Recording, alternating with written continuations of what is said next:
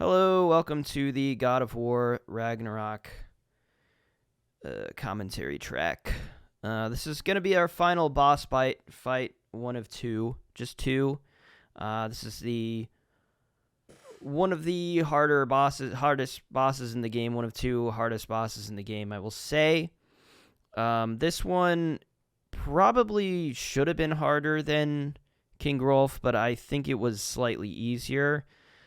Because I managed to get enough experience and hack silver or whatever to upgrade my stuff so that she does not have a purple health bar, as we'll see here. She has an orange health bar. So I managed to be able to do a lot more damage here than... So there's the orange health bar. It's not purple. Purple is like, it's going to be a hard fight. Red is like, it's impossible. But she's orange, so like we were a bit better equipped to make this fight a little bit easier. I think we were level 7 at this point, maybe even level 8. I think we were level 8. So yeah, it managed to be a bit easier. As you can see, I started this off with the relic. Is it a relic? No, hold on. Amulet. I forget. I think it's the relic, the one that I got from the Berserker King, which basically summons a bunch of swords to kind of just do a bunch of damage. I ended up using that right off the bat because it just does. It's an incredible relic. You will notice I didn't use a relic in the first Berserker King fight because I didn't really like the one that I had, and it was kind of, I just didn't use it. But this one is super good. So if you have it, I recommend using it. But it stun locks her. Now, the problem with the Gná fight, and the thing that makes it difficult, even though, this is my winning attempt, so it's like one of those things, maybe I make it look easy because this is the one in which I won, but I did still struggle with this one a little bit. And it's mostly because of how somewhat unpredictable Gná is with her attacks. So you'll see, let's start with her first attack that she manages to get off is one of these. So she throws stuff. So she has like two ways of doing this. Some of the things she throws are not blockable, and some of the things she throws, sometimes she throws something that is blockable. So you really have to just watch out for the gold or the red ring. And if it is blockable, I would recommend blocking it because they're a little more homing. These the ones that aren't blockable go a little bit more straight, so they're way easier to dodge. It's actually kind of harder to dodge the ones that are blockable. You might still get hit by them, but she usually does 2 of these, and sometimes, see, that time she didn't do 2, she just did 1, and it was an unblockable one. So it's like you'd really have to pay close attention to what she's doing in order to figure out how to combat it, which is the tricky thing about this fight. Is, like I said, she's kind of random. So what's she going to do next? She does a kick that's blockable and then a kick that's not. So here I go, just trying to get as much damage as possible. So these things, when she does this submit action, very Kingdom Hearts, very Ansem, she goes submit, and then she usually does it twice. Sometimes I think she does it once, though, which is why I keep saying it's kind of unpredictable, but she's doing it twice here. This is kind of tricky. You can't block it, obviously, but you do. This is one of those attacks that you absolutely have to dodge. Any of the damage she does, but this is one of the ones that if she hits you with it, it goes into a big animation in which she does a lot of damage with it. So you don't want to get hit by this one. Absolutely. This is one of the ones you genuinely don't want to really get hit by it at all. The trick to doing it, though, is, I think, getting a little bit of distance. Because if you're too close, it's a little difficult to dodge. So what I would recommend is when she's charging this up, back up instead of doing anything else. Back up, try to get some distance, and then do a dodge out of the way, because it's going to be a lot harder if you're really, like, right up on her. She's probably just going to get you with it.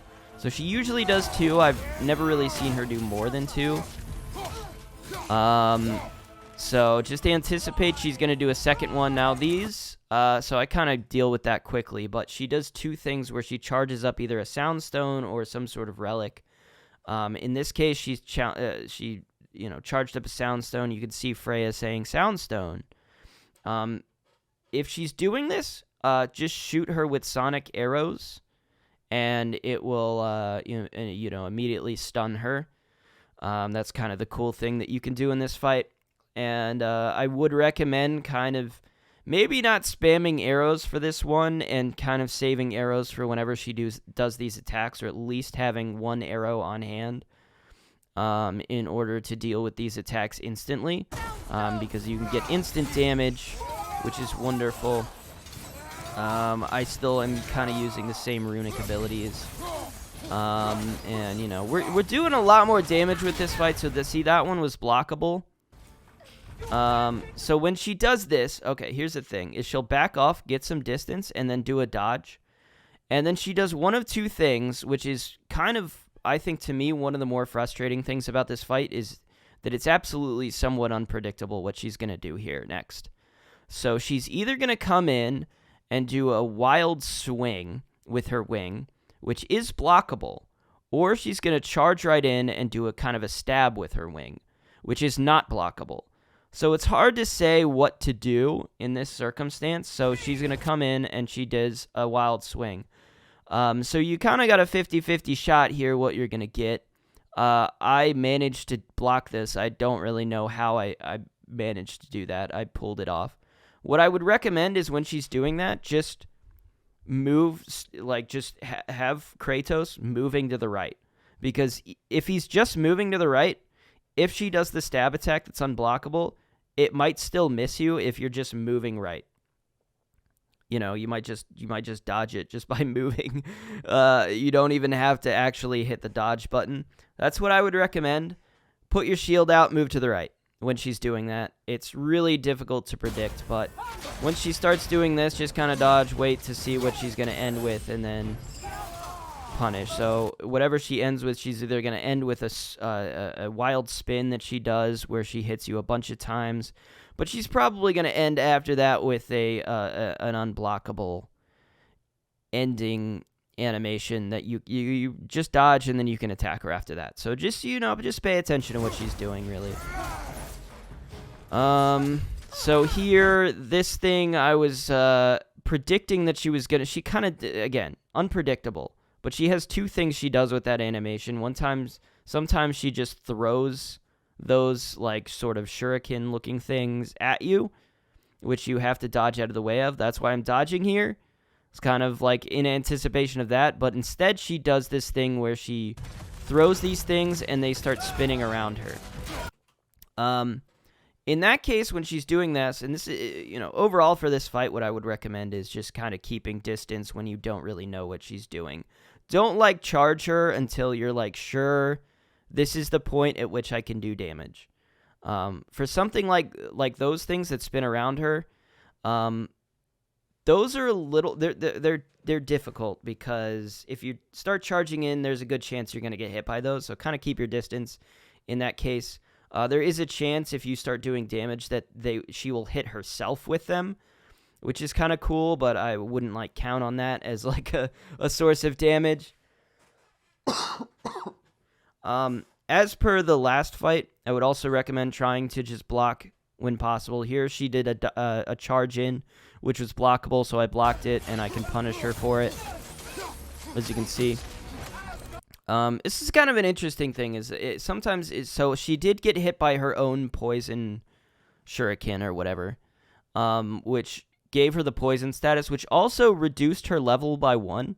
So you can actually do more damage to her now, which is kind of just a weird thing that you can do if you affect them with some sort of status effect. So now you can sort of punish her, but now she's doing an attack that you absolutely want to stop.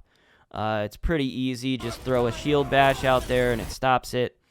You don't want to not stop that. If you don't stop it, it's heavy damage. It's going to hurt. It might even just insta-kill you.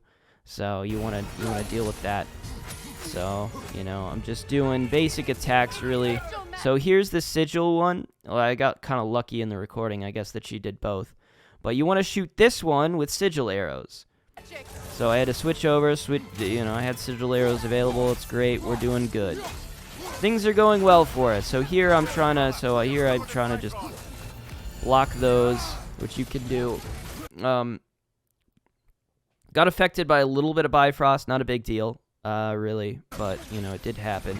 So there she did the thing where basically she does the throw and it's an undodgeable one. That's undodgeable, so we're punishing. Here's another one of these, and we do one of those, and we start punishing the shit out of her. This fight, once you figure out all of the stuff that she does, it's really not that bad. It's just that it can be kind of random. And so it's just a matter of, like, just kind of anticipating the worst possible thing that she could be doing and prepping yourself for that. Because if it's the least worst thing, then, you know, it's not that big a deal. You can just block it or whatever. So she did a move there that is basically before she does a move where it just shoots a bunch of stuff in a straight line. You don't want to get hit by those either. I mean, you don't want to get hit by most anything in this battle, obviously, but those can hurt. So here we dodge. That's one of the things that she does that's really hard to predict, is when she comes in really quick and does a stab. It's really fast, so it's kind of hard to dodge. So I don't know if I can, like, show off kind of my strategy here. But basically, I start moving to the right. You see, I'm moving to the right. I'm moving to the right. So you can kind of just dodge.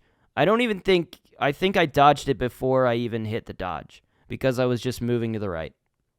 So I would recommend just doing that. It'll probably just work that way. So we're punishing yet again. We're just blowing off all of our abilities. So this is kind of the worst thing that she does, is this for Asgard thing. Luckily, she yells for Asgard every time she does it, so it's pretty easy to predict, but she can do it up to 3 times in a row. Sometimes she'll just do it once. Sometimes she'll just do it twice. It's why it's kind of unpredictable yet again. Another unpredictable kind of thing, but just prepare yourself for her doing it 3 times. And don't go in to hit unless you're sure she's done doing it. But absolutely, if nothing else, this is the attack you want to not get hit by. Because this is the thing you have to mash circle out of. If she latches onto you, this is the most devastating attack she does. So don't get hit by this. I mean, so, like, you really don't want to get hit by anything, but, like, you know, that's one of the things. So here's where things start to get a little bit iffy for me. I actually took 0 damage up until this point. I think this is the first time I took damage, and I started to be like, oh. So, you know, I have a habit of panicking a little bit when I start to get the boss low, and so I got hit. So I wanted to make sure I didn't get hit by the second attack, which is great. And then I threw this out there in a panic, which was a really bad idea, because she did not get caught in it. And you'll see I just take damage here that I could not dodge. It was a hell of a lot of damage. As you can see, this is the problem. You take damage from this girl, from the Valkyrie Queen, from Gná. It hurts. That's what makes this battle hard. So you have to kind of, like, dodge and block everything possible. You don't want to get hit by almost anything, really. So here I'm trying to just grab health, but we're kind of at the point where, like, she's pretty low. I'm still, you know, I'm not, like, that's blockable. See, that's a blockable and an unblockable, then an unblockable, and I'm really close there, so I have to dodge out of the way, and then here we go. We're doing more damage. That's great. Wonderful news. She does this again. Easy shield bash. Just blowing up the spears. Trying to gather health. You'll notice I'm not really going out of my way for health. I'm not doing that. I don't recommend doing that. I recommend focusing on the enemy in front of you.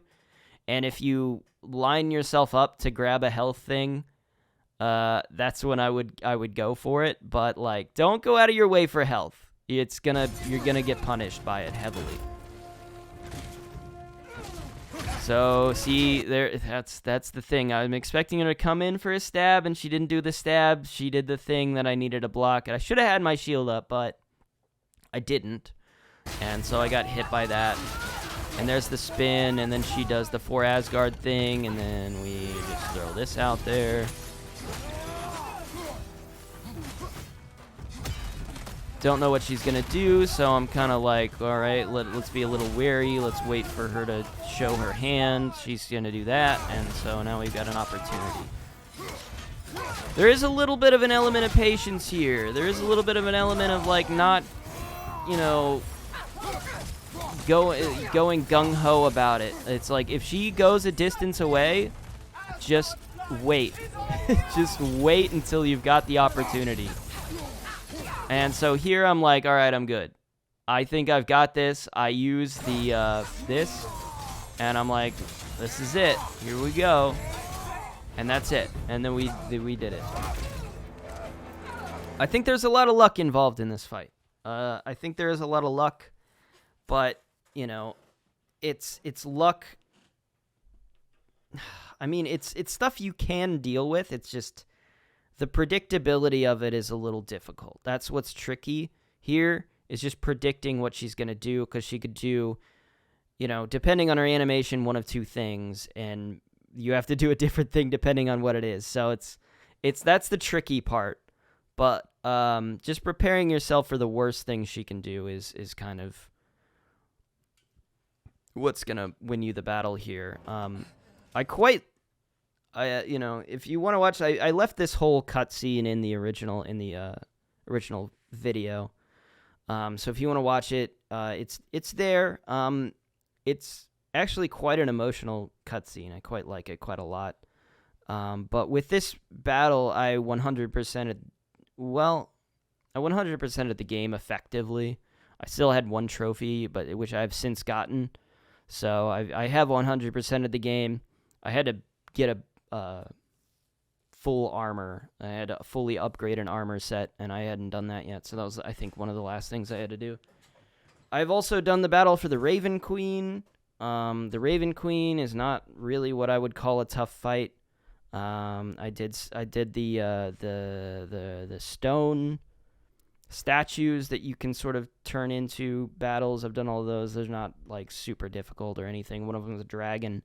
Wasn't difficult, so I'm not really going to include anything else. This is just the last battle I'm going to throw in here. And I don't know when the next thing I'll upload is going to be, but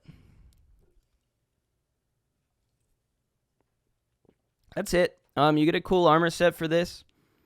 As you know, as before, if you have any questions, just, you know, let me know. Maybe I can help out with something. But this boss,